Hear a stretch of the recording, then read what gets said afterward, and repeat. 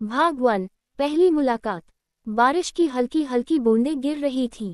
मुंबई की सड़कें भीग चुकी थीं और समुंदर की लहरें जैसे किसी अनसुने गीत को गुनगुना रही थीं। ऐसे में एक कैफे के अंदर बैठी अनन्या अपनी कॉफी में चम्मच घुमा रही थी। बाहर देखते हुए उसकी नज़र अचानक एक जाने पहचाने चेहरे पर पड़ी, वही चेहरा जिसने कभी उसके दिल में हलचल मचा दी थी। वह आर्यन था। 6 साल पहले कॉलेज के दिनों में दोनों एक दूसरे के बेहद करीब थे। प्यार की मासूमियत से भरी उनकी कहानी अधूरी रह गई थी, क्योंकि जिंदगी की राहें उन्हें अलग अलग दिशाओं में ले गई थीं। लेकिन आज, इतने वर्षों बाद, वह फिर से सामने खड़ा था, पहले से अधिक परिपक्व, मगर वही पुरानी मासूम मुस्कान लिए। भाग 2। बीते लम्हों की परछाई।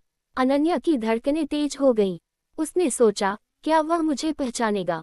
लेकिन इससे पहले कि वह कुछ सोच पाती, आर्यन ने उसकी ओर देखा।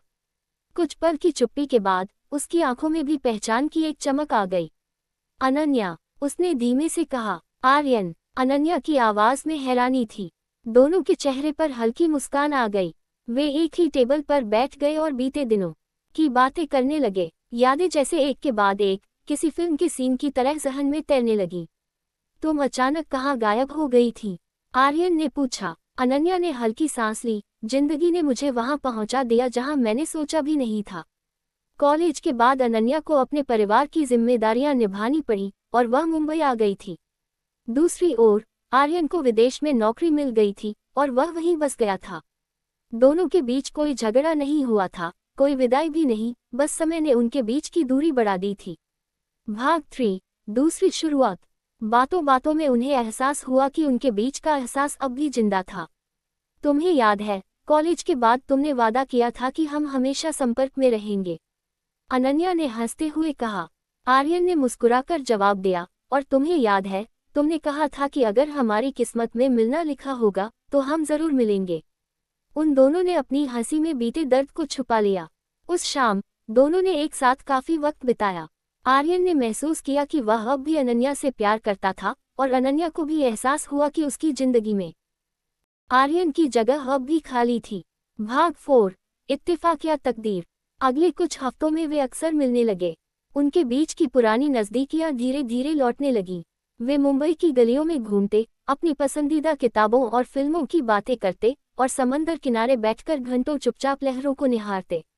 एक शाम, जब सूर्य ढल रहा था और आकाश सुनहरी आभा में रंग चुका था, आर्यन ने अनन्या से पूछा, क्या हमें एक और मौका नहीं देना चाहिए? अनन्या चौंक गई। क्या मतलब? मतलब, जो प्यार कभी अधूरा रह गया था, उसे पूरा करने का। अनन्या ने उसकी आंखों में देखा। वहां सच्चाई थी, ईमानदारी थी, और सबसे बड़ी बात, प्यार था। मैं नहीं जानती, आर्यन। मैं अब पहले जैसी नहीं हूँ। मैं डरती हूँ कि अगर फिर से कुछ गलत हो गया तो। आर्यन ने उसका हाथ थाम लिया। इस बार मैं तुम्हें अकेला नहीं छोड़ूंगा। इस बार हमें किस्मत के भरोसे नहीं छोड़ना चाहिए। भाग 5। नया सफर। अनन्या ने अपनी आंखें बंद कर ली और गहरी सांस ली। उसे एहसास हुआ कि जिंदगी में प्यार को दूसरा मौका देना गलत नहीं है। उसने धीरे से मुस्कुराते हुए कहा, ठीक है आर्यन, इस बार हम अपने प्यार को अधूरा नहीं छोड़ेंगे। समुंदर की लहरें जोर से टकराईं, जैसे उनकी कहानी का नया अध्याय शुरू हो रहा हो।